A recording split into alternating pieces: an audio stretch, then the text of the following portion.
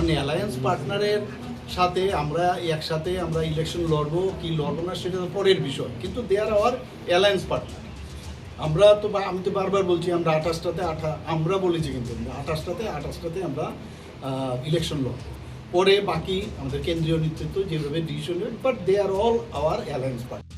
কী ধরনের মানে ক্যান্ডিডেট কারা কারা হতে পারে, তো ওদের একটা লিস্ট বানানোর জন্য বলা হয়েছে, সেই বিষয়ে আলোচনা হয়েছে। অনেকগুলো প্রার্থীর নাম আজকে এখানে আলোচনা হয়েছে, এবং যখন ডিক্লেয়ার হবে ইলেকশন কমিশন থেকে তো ডিক্লেয়ার হবে এটা, যখন এটা তো সেন্ট্রাল ইলেকশন কমিটি থেকে হয়।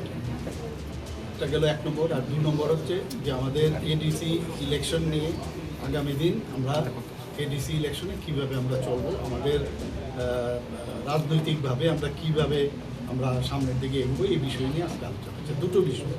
বাই ইলেকশনে কতটা নাম রয়েছে?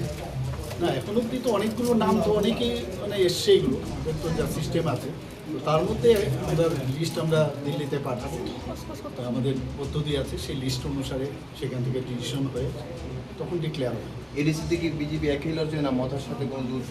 না, এডিসির মধ্যে তো আমরা তো এখনও মথা বা আইপিএফটি কিন্তু আমাদের অ্যালায়েন্স পার্টনার, যে এখানের মধ্যে বিভ্রান্তির কিছু বিষয়। এখন অ্যালায়েন্স পার্টনারের সাথে আমরা একসাথে আমরা ইলেকশন লড়বো কি লড়বো না সেটা তো পরের বিষয়, কিন্তু দে আর আওয়ার অ্যালায়েন্স পার্টনার। আমরা তো আমি তো বারবার বলছি আমরা 28টাতে আমরা বলেছি, কিন্তু 28টাতে আমরা ইলেকশন লড়ব, পরে বাকি আমাদের কেন্দ্রীয় নেতৃত্ব যেভাবে ডিসিশন নেবে, but they are all our alliance partner. মুখ্যমন্ত্রী হওয়ার স্বপ্ন দেখছে এবং উনি সরাসরি বলছে সামনে মুখ্যমন্ত্রী। স্বপ্ন দেখা তো খুব ভালো, নিশ্চয়ই দেখা উচিত, এবং স্বপ্ন না দেখলে তো কোনোদিন সফলও হওয়া যায় না। তো ওটা তো ওনার কথা, কেন আমি কি বক্তব্য রাখবো, আমার কমেন্ট না দেওয়াটাই ভালো। স্যার, এবার এডিসিতে যদি মথা ক্ষমতায় আসে তাহলে 28-এ আগরতলা দখল করে জনজাতি মুখ্যমন্ত্রী বানানোর কথা প্রদ্যুৎ কিশোর আমি তো বললাম যার এখন তো গণতন্ত্রতে সব কিছুই বলা যায়, যেটা আগে কিন্তু আমরা শুনিনি।